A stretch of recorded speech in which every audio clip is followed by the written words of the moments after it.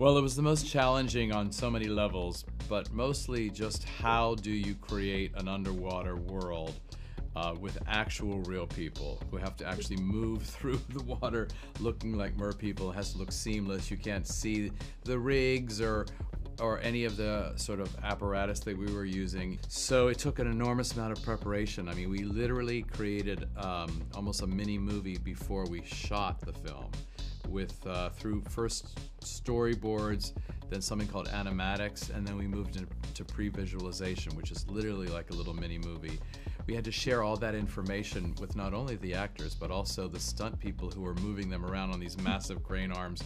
They had to know the timing of the scenes, the timing of the songs, the musicality of it. It was literally like a ballet. This is so technically challenging, like literally sometimes there'd be one line in one rig, and then the next line and then another rig, but we never wanted the technical aspects of the film to lead it. It was very important for us to make sure that the story was at the forefront. The acting, the character work, all of that was the most important part of it. Well, when we first accepted this amazing challenge that we were given, we went back to the Hans Christian Andersen tale.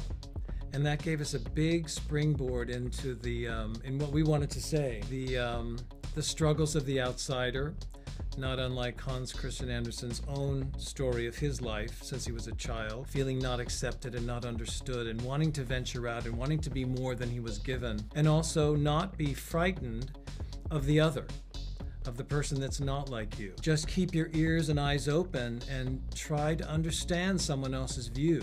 Have a bit of tolerance. Which felt very timely to us. Yes, very now. Very contemporary. That, and we wanted to flesh out the characters, give them more three-dimensional aspects. Yeah. And add some more music when we felt that it earned it. Yes, because this is very much a different genre. The live action genre is different than the animated genre, and so you can do so much more. You can really bring more depth to it, more feeling, more I think ultimately more emotion. They all presented themselves. I mean, I have to say, I always say this to John, but it's true for me. My goal as a director is never having to choose at all. It's chosen for me. It's very clear. And that's what happened with the actors. All the actors in this film, they really claimed the roles for themselves. They basically said, this is mine. You could tell there was no decision to make because it was obvious it was them. And Rob also lets them show their true selves in auditions. I mean, I'm there all the time, I watch, and he doesn't really audition. You don't come in and he sits back and he judges you.